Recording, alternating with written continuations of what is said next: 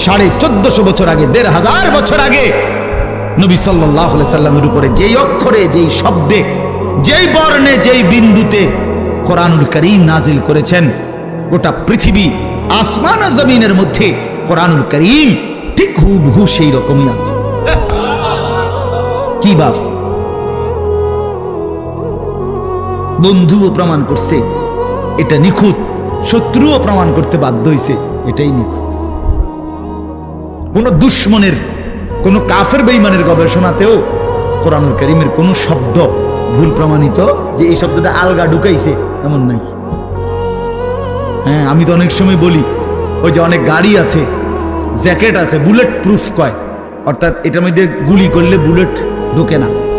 Fire proof অনেক জিনিস আছে, কাগজ বা কোনো জিনিস, অর্থাৎ এটার মধ্যে আগুন লাগলে পড়ে না। ওয়াটার প্রুফ জিনিস আছে, অর্থাৎ এটার মধ্যে পানি লাগলে ভিজে না, এরকম কাগজ। মনে করেন লেমিনেটিং করা কাগজ, এটার মধ্যে পানি লাগলে ভিজে না, ভিতরটা ভিজে না। ওয়াটার প্রুফ কয় এটারে, মানে পানি ভিজে না, আগুন পড়ে না।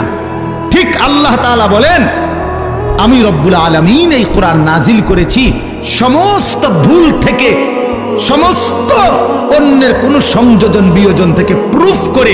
এখানে হাজার কোটি চেষ্টা করো, একটি অক্ষর, একটি জের জবর কেউ চেষ্টা করে ঢুকাইতেই পারবে না।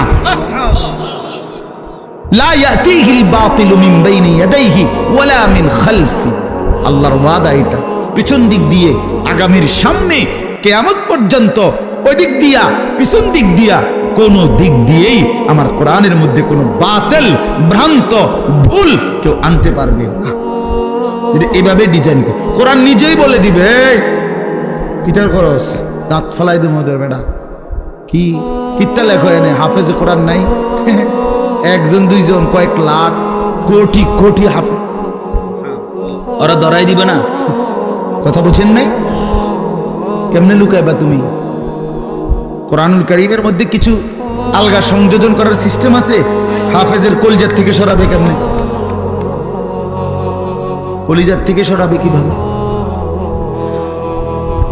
এজন্য কোরআনুল কারীমের মতো এত বড় দামি কিতাব, শ্রেষ্ঠ কিতাব আমার। এবার ইসলাম ধর্মের চাইতে শ্রেষ্ঠ কোন ধর্ম বলেন না?